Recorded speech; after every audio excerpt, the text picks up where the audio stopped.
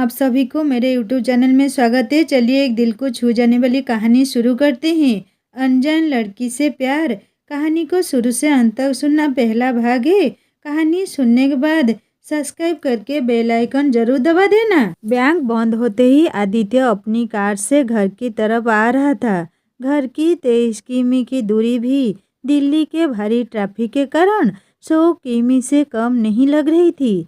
गाड़ियों की लंबी कतार के बीच आदित्य की कार रेंगते हुई सी चल रही थी। अंधेरा बढ़ता जा रहा था। दूसरी साइड के गाड़ियों की तेज रोशनी बहुत परेशान कर रही थी उसे। जैसे ही आदित्य ने दक्षिणी पश्चिमी दिल्ली में प्रवेश किया तो सारा ट्रैफिक लगभग खत्म हो चला था। सड़क लगभग सुनसान ही थी। आदित्य गाड़ी की रफ्तार बढ़ाकर जल्द से जल्द घर पहुंचने की कोशिश में था। सहसा रास्ते के किनारे पड़ी हुई एक लड़की देखकर वह ठिठक जाता है। उसने तुरंत कार के ब्रेक लगाकर पार्किंग लाइट ऑन करके और उसी लड़की के पास जाता है। लड़की के सिर पर गंभीर चोट आई थी, इसीलिए वह अचेत हो गई थी। हालांकि वह सड़क खाली ही रहती थी, फिर भी उसे पिछले 2 से 3 घंटे से किसी ने ना देखा हो, ऐसा तो हो ही नहीं सकता था। अभी भी जो गाड़ियां वहां से गुजर रही थी मात्र गाड़ी का कान नीचे करके एक पल के लिए उनकी तरफ देखकर आगे बढ़ जा रहे थे। इस महान घर की महान निष्ठुरता को दर्शाती कड़वी सच्चाई थी। आदित्य ने अपनी मर्यादा में रहकर उस लड़की के मोबाइल फ़ोन या पर्स आदि की तलाशी लेनी चाहिए ताकि उस लड़की के परिजनों को सूचित कर सके, परंतु शायद उसे अचेत देखकर कोई चोर उसका मोबाइल और पर्स लेकर फरार हो चुका था। परेशान होकर आदित्य ने 108 नंबर पर फ़ोन करने की कोशिश की, परंतु हर वक्त फ़ोन एक रिंग के बाद ही कट रहा था। लड़की की हालत गंभीर होती जा रही थी, इसीलिए आदित्य ने उसे उठाकर अपनी कार की पिछली सीट पर लेटाया और तेजी से नज़दीकी मल्टी-स्पेशलिटी हॉस्पिटल में इमरजेंसी वार्ड में एडमिट करा दिया। हॉस्पिटल वालों ने ही पुलिस को फ़ोन करके इस दुर्घटना की सूचना दी। ड्यूटी डॉक्टर ने लड़की का मुआयना करने के बाद आदित्य के एक फॉर्म में दस्तखत करने और तुरंत ही 10,000 जमा करने को कहा, क्योंकि वो लड़की अचेत थी और उसका कोई परिचित भी नहीं था। इसीलिए आदित्य ने मान्यता के नाते उस फॉर्म पर दस्तखत कर दिया। अपने कार्ड से 10,000 रुपये का पेमेंट भी कर दिया था। उसने सोचा कि जैसे ही उस लड़की को होश आएगा उसके किसी परिचित का नंबर लेकर उनके सुपुर्द कर देगा और अपने दिए पैसे लेकर वापस चला जाएगा। उस लड़की की अचेत अवस्था के कारण डॉक्टर ने इलाज से पहले एक्सरे और MRI आदि की जांच कराने को कहा और फिर उस लड़की का प्रारंभिक उपचार शुरू कर दिया। चोट गंभीर लग रही थी, इसीलिए डॉक्टर ने ऑपरेशन करके उसे आईसीयू में रखा था। आदित्य सारी रात बेचैनी से उस अस्पताल के गलियों में टहलता रहा और मानो उसका कोई करीबी ही अस्पताल में भर्ती हो। सुबह होने को आई थी, इसीलिए आदित्य ड्यूटी डॉक्टर को अपना नंबर देकर बोला कि इस लड़की को मैंने एडमिट कराया है, इसके परिवार से कोई नहीं है यहाँ, इसलिए मैं अपना नंबर छोड़कर जा रहा हूँ। जैसे ही इस लड़की को होश आए या कोई ज़रूरत पड़े तो मुझे फ़ोन कर देना। आदित्य अपने घर आकर फ्रेश होकर ऑफिस के लिए निकल गया। आदित्य अपने माँ बाप का इकलौता बेटा था। उन्होंने बहुत अच्छी शिक्षा और संस्कार दिए थे आदित्य को। वह एक नामी बैंक में ब्रांच मैनेजर पोस्ट पर कार्यरत था। माता पिता की बहुत इच्छा थी कि किसी अच्छी सुयोग्य कन्या से शादी करवाकर आदित्य की गृहस्थी बसा दे, परंतु होनी को कुछ और ही मंजूर था। 2 वर्ष पूर्व हुई एक कार दुर्घटना में गंभीर रूप से घायल होने के बाद उसी अस्पताल में आदित्य के माता पिता चल बसे थे। उनके जाने के बाद आदित्य की तो जैसे दुनिया ही खत्म हो गई थी। वह एकदम टूट सा गया था। दूर के रिश्तेदारों ने कभी कभार उसको एक दो रिश्ते सुझाए भी, परंतु आदित्य अभी तक उस सदमे से उभरकर शादी करने के मूड में नहीं था। अब इस लड़की के हादसे ने उसे फिर उन्हीं पुरानी यादों में ला दिया था। वही अस्पताल के चक्कर, वही एमआरआई, सीटी स्कैन, दवाओं की बीमारी, ब्लड बैंक, पैथोलॉजी के चक्कर, अंत में पहले पिताजी का और दूसरे ही दिन माँ का दम तोड़ना। आदित्य के सामने सारा घटनाक्रम फिल्म की तरह घूम रहा था। यह सब सोचते सोचते आदित्य कब अपने बैंक में पहुंच गया उसे पता ही ना चला। ऑफिस के कामों में उलझने के बाद आदित्य उस लड़की के बारे में भूल ही चुका था कि तभी शाम 4:30 के करीब उसे हॉस्पिटल से फ़ोन आया कि लड़की को होश आ गया है, आप आकर डॉक्टर से बात कर लीजिए। आदित्य इस खबर से इससे खुश हुआ जैसे कि यह उसके किसी रिश्तेदार की खैरियत की खबर हो। आदित्य बार बार घड़ी देख रहा था कि कब 6 बजे और कब वह अस्पताल के लिए निकले। अमूमन आदित्य शाम 6 बजे बैंक बंद होने के टाइम के 1 घंटे बाद तक स्टाफ के साथ काम में लगा रहता था। महीने की क्लोजिंग के समय तो रात के 10 भी बज जाते थे, पर आज जैसे ही 6 बजे आदित्य ने अपने असिस्टेंट मैनेजर अनुराग से कहा कि वह किसी ज़रूरी काम से जा रहा है, काम खत्म होते ही ऑफिस क्लोज करवा देना। आदित्य उसी रेंगते ट्रैफिक में अपनी अधिकतम संभव रफ्तार से अस्पताल की ओर जा रहा था, परंतु उसके विचारों की रफ्तार उससे भी अधिक तेज थी। कौन होगी वह लड़की, क्या हुआ था उसे, एक्सीडेंट कैसे हुआ, उसके कोई रिश्तेदार है या वह भी मेरी तरह अकेली है, कहीं शादीशुदा तो नहीं है।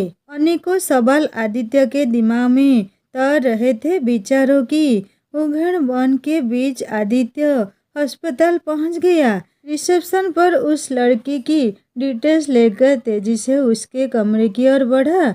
अब तक उस लड़की को आईसीयू से निकालकर प्राइवेट रूम में शिफ्ट कर दिया गया था। आदित्य ने उस प्राइवेट रूम के दरवाजे के शीशे से ही उस लड़की की तरफ देखा। वह लड़की अस्पताल की नीली ड्रेस में भी किसी अप्सरा से कम सुंदर नहीं दिख रही थी।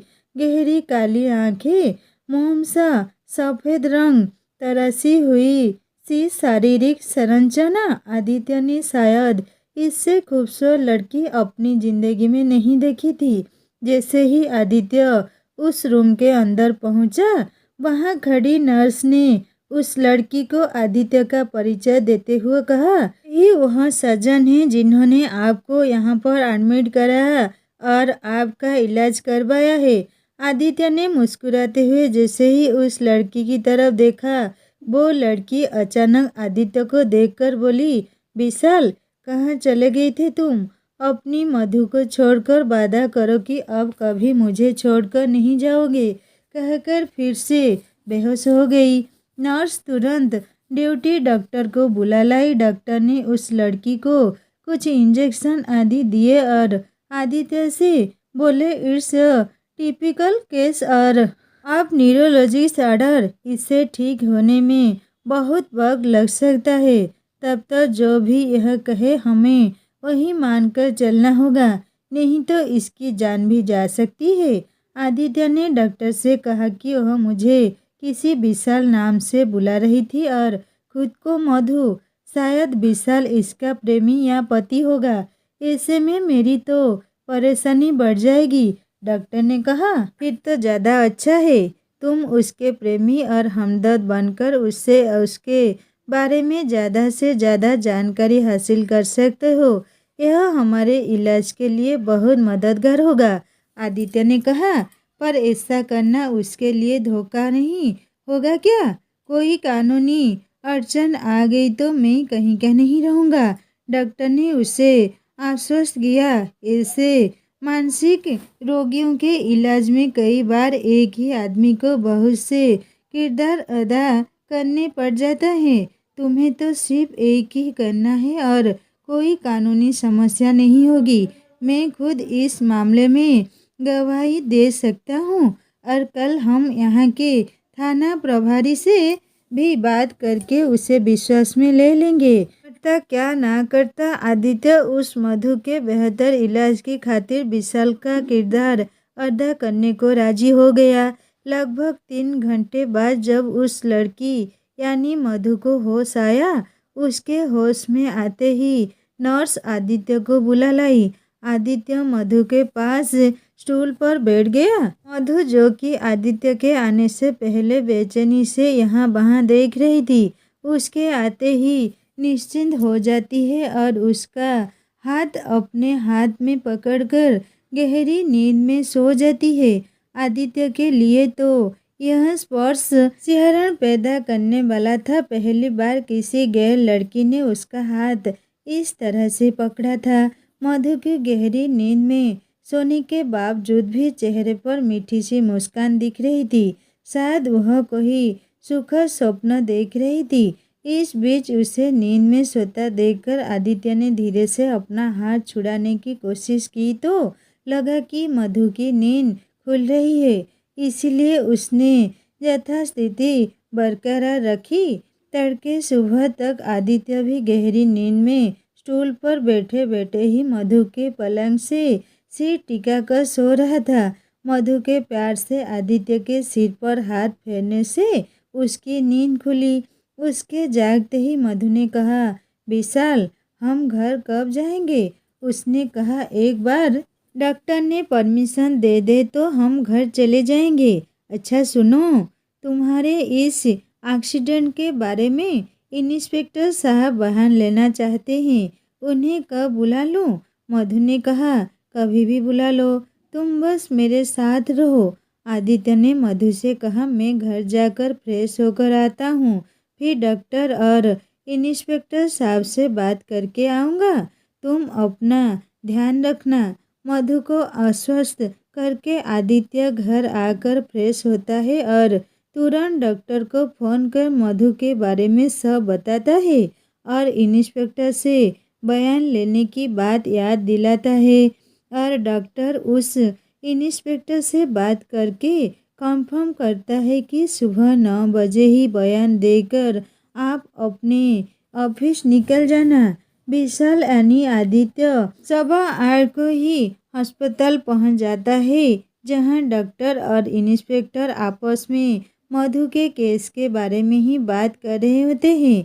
आदित्य को देखते ही डॉक्टर उसे इंस्पेक्टर से परिचय कराते हैं। इंस्पेक्टर भी उससे कहता है कि यदि आपके थोड़ा ड्रामा करने से कोई बच सकता है तो फिर हर्ज ही क्या है। बस जो भी करे कानूनी मर्यादाओं में ही रहकर करे तो हमें कोई आपत्ति नहीं है। चलिए अब उसका बयान ले लेते हैं।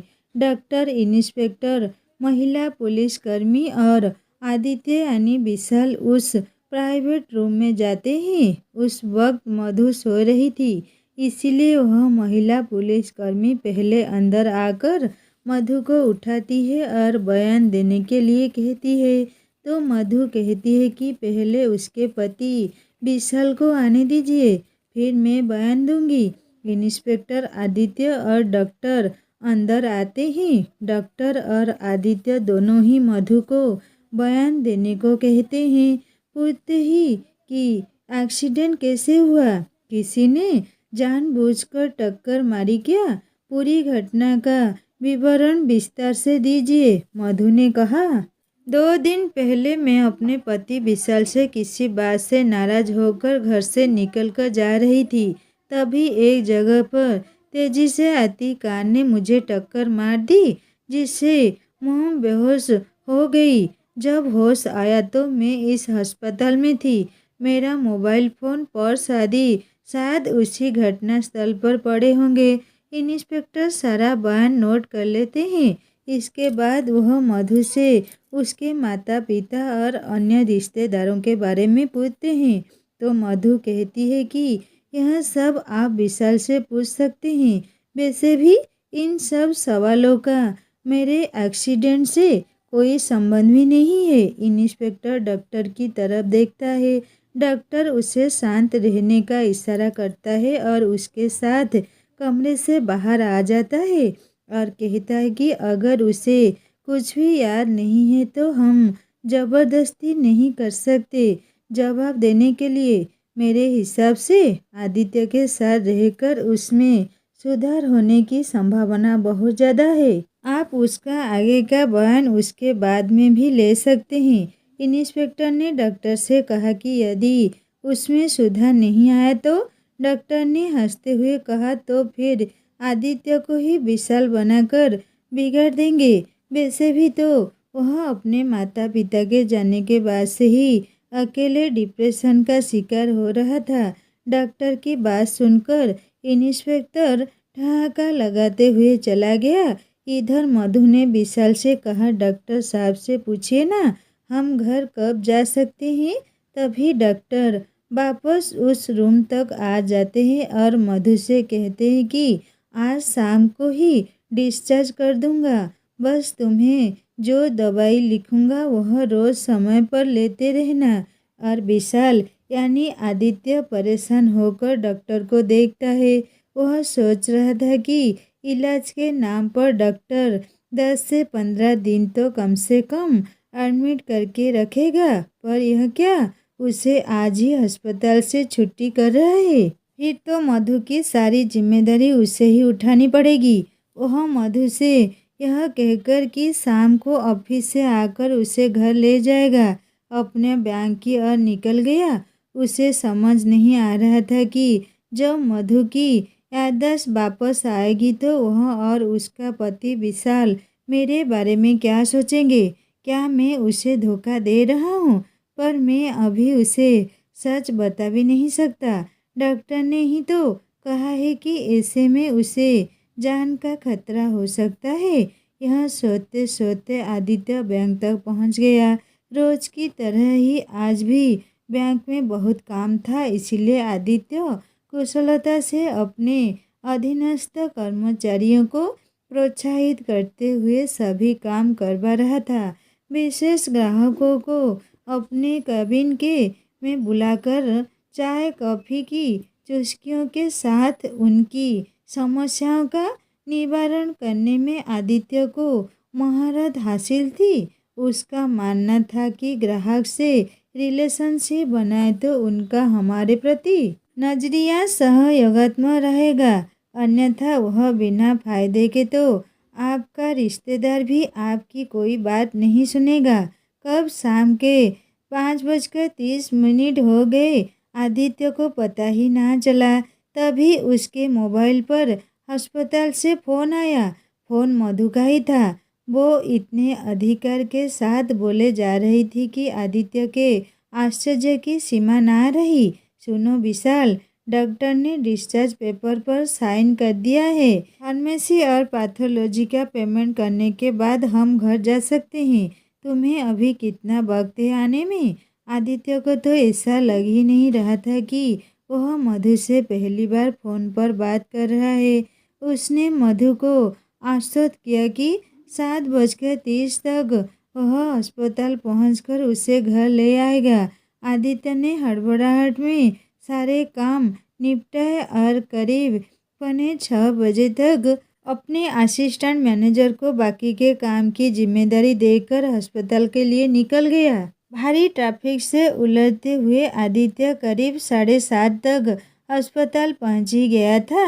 अस्पताल के बकाया बिल का भुगतान कर डिस्चार्ज पेपर्स और प्रेस्क्रिप्शन लेकर आदित्य मधु के उस रूम में पहुंचा। वहां कुछ सफाई कर्मी और नर्स का स्टाफ इनाम की लालसा से आदित्य की तरफ देखे जा रहा था। आदित्य ने अपनी वॉलेट उन लोगों को थोड़ा बहुत रुपए इनाम दिए और मधु की ओर देखकर बोला, डिस्चार्ज की सभी औपचारिकताएं पूर्ण हो गई है। बस अब इस प्रेस्क्रिप्शन में लिखी दवाइयों को ले लूं, फिर हम घर चलते हैं। तभी वहाँ मौजूद नर्स ने कहा, सर मैडम के कपड़े दे दीजिए तो मैं चेंज करा दूं। आदित्य परेशान हो गया। यह बात तो उसके दिमाग में ही नहीं आई थी। तभी मधु ने कहा, विशाल सीधा ऑफिस से यहाँ आए हैं, इसलिए मेरे कपड़े नहीं ला सके। आप मेरे वही कपड़े पहना दो जो मैं पहनकर आई थी। जब तक नर्स मधु को उसके वो रक्त रंजित कपड़े पहनाती, आदित्य फार्मेसी से जाकर डॉक्टर की लिखी दवाइयाँ और उनका बच्चा पेमेंट कराया। मधु को उन रक्त रंजित कपड़ों में देखकर आदित्य को अच्छा नहीं लग रहा था। आदित्य मधु के साथ घर की तरफ जा रहा था, तभी रास्ते में एक गारमेंट स्टोर देखकर उसने कार रोकी और मधु से कहा कि अपन यहाँ से आपके लिए कपड़े ले लेते हैं। इन कपड़े में घर पहुँचोगी तो कॉलोनी के लोग क्या सोचेंगे, इसलिए आप अंदर जाकर कपड़े को पसंद कर लीजिए। मैं काउंटर पर आकर उनका पेमेंट कर दूंगा। मधु ने कहा, विशाल तुम्हारा दिमाग तो सही है या ना, इन कौन से सनी कपड़ों में मैं वहाँ कैसे जाऊंगी। तुम्हें जाकर अपनी पसंद के कपड़े ले आओ। मजबूरन आदित्य उस गारमेंट स्टोर में जाकर मधु के लिए कपड़े लेने गया। जिंदगी में पहली बार उसने लेडीज कपड़े खरीद रहा था, इसलिए वह बहुत ही असहज था। वह यह भी जानता था कि घर पर तो मधु के लिए कोई कपड़े होंगे नहीं, इसीलिए उसके लिए जो भी लेना हो अभी ही लेना पड़ेगा। उस गारमेंट स्टोर्स में पहुंचते ही सेल्फ गर्ल ने सवालों की छड़ी लगा दी। सर, मैडम के लिए कैसे कपड़े चाहिए, इंडियन या वेस्टर्न, कौन सा कलर वगैरह। आदित्य ने सेल्फ गर्ल से मदद करने का आग्रह किया। उसने कहा कि मैडम का अभी एक्सीडेंट हुआ था, इसीलिए वह ऊपर नहीं आ सकते। आप प्लीज़ मेरे साथ आकर कार में उनसे मिलने और उनके लिए कपड़े सिलेक्ट करने में मेरी मदद करें। मुझे उनके लिए सभी कपड़े लेने हैं। वो सेल्फ गर्ल अपने सब ओनर की अनुमति लेकर आदित्य के साथ पार्किंग में पहुंची। उस सेल्फ गर्ल ने अपनी अनुभवी आंखों से मधु का निरीक्षण किया और उसे कहा कि सर आपको बहुत प्यार करते हैं, इसीलिए उन्होंने मुझे यह पूछने भेजा है कि आपको किस टाइप के कपड़े पसंद है। मधु से सलाह लेकर वह सेल्स गर्ल और आदित्य गारमेंट्स स्टोर्स पहुंचे। उसने सभी कपड़े 5 से 6 जोड़े में लेकर आदित्य को दे दिए। उन कपड़ों के भारी भरकम बिल का भुगतान आदित्य करके मधु के साथ अपने घर की तरफ जा रहा था। घर आने के पहले आदित्य अपनी हमेशा की दुकान से ब्रेड और अंडे लिए, फिर आगे घर की ओर बढ़ा। वह जानता था कि अभी घर में खाने को कुछ भी नहीं होगा, कम से कम ब्रेड आमलेट खाकर रात का गुजारा तो हो जाएगा। अपनी कॉलोनी में पहुंचने के बाद आदित्य ने उन कपड़ों के कुछ पैकेट्स मधु को इस तरह से थमाए जिससे उनकी आड़ में मधु के कपड़ों का खून ना दिखे, और बाकी के सामान की सहायता से मधु को छुपाने की कोशिश करते हुए लिफ्ट से अपने फ्लैट तक ले गया। दिल्ली की उस कॉलोनी में आदित्य का 3 BHK का अत्याधुनिक फ्लैट था। अपनी बैग से चाबी निकालकर आदित्य ने मधु को आदर से अंदर आने को कहा। वह मधु के मनोभावों को समझने की कोशिश कर रहा था। उसने मधु को कहा कि इन पैकेट्स में तुम्हारे सारे कपड़े हैं, तुम बाथरूम में जाकर नहाकर फ्रेश हो जाओ, तब तक मैं भी दूसरे बाथरूम में फ्रेश होकर चाय बनाता हूँ। आदित्य ने मधु के चेहरे से महसूस किया कि वह भी उसके घर का जायजा ले रही है। यदि वह उसकी पत्नी है तो उसे घर के सारे कमरों के बारे में पता होना चाहिए था। घर में उसके कपड़े और बाकी वस्तुएं भी होना चाहिए थी, परंतु मधु ने इस तरह का कोई प्रश्न किया ही नहीं। आदित्य के बताए बाथरूम में गीजर चालू करके नहाने चली गई। तब तक आदित्य भी दूसरे बाथरूम में जाकर फ्रेश होकर चाय और नाश्ता बनाने में जुट गया। मधु नहाने के बाद आदित्य के पीछे किचन में आ गई। फूले हुए गीले बालों में बहुत ही सुंदर लग रही थी मधु। आदित्य अपलक से उसे देखता ही रह गया।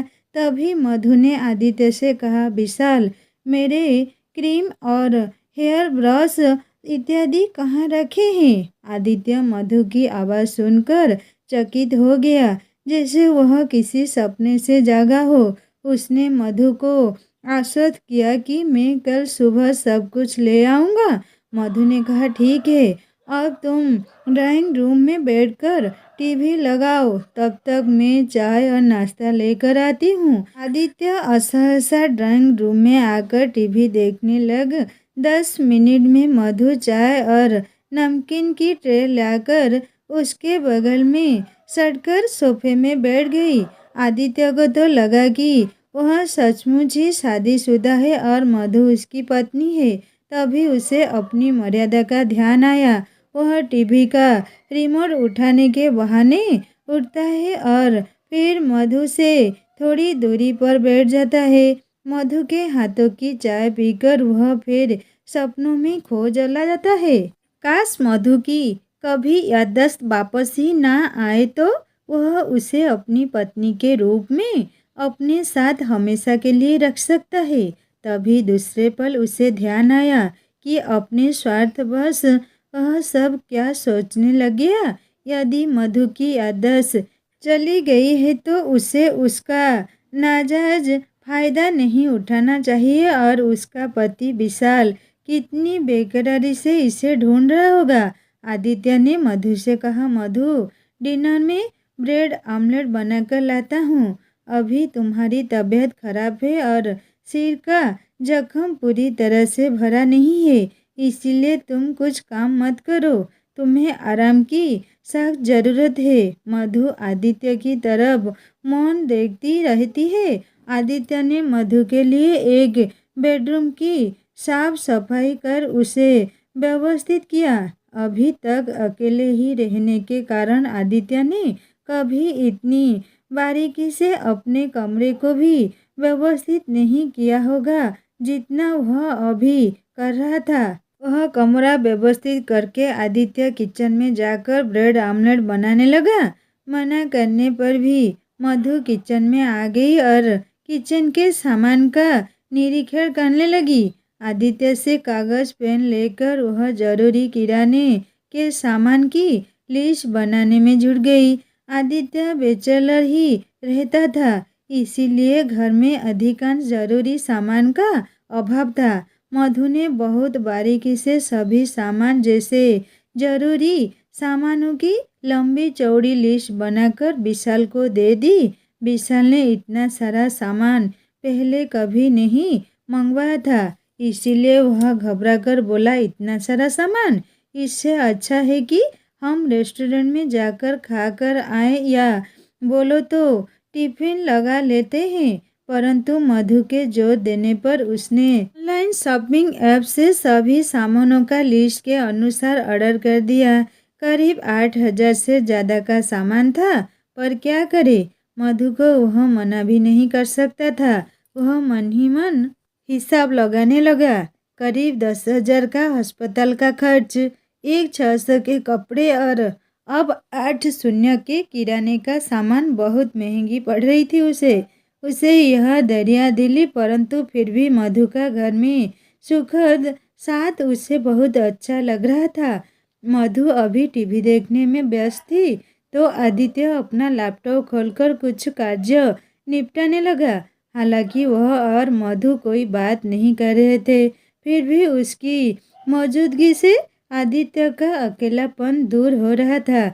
वरना माँ और पिताजी के जाने के बाद से तो उसे इस घर की सुनी दीवारों के साथ रहने की आदत हो गई थी। एक आधे घंटे बाद जब आदित्य फ्री हुआ तो उसने मधु से कहा कि जब तक तुम्हारा जख्म नहीं भर जाता तुम उस बेडरूम में सोना, मैं बगल के बेडरूम में सोऊंगा। कुछ प्रॉब्लम लगे तो मुझे उठा देना। मधु ने एक फीकी मुस्कान के साथ आदित्य की तरफ देखा, मानो उसे उसका इस तरह अलग सोना रास ना आया हो। दोस्तों, क्या मधु की याददाश्त सच में गई है या फिर आदित्य के घर में रहने की उसकी कोई साजिश है। आपको क्या लगता है? कमेंट करके ज़रूर बताएं और इस कहानी का अगला पार्ट देखने के लिए चैनल को सब्सक्राइब करें।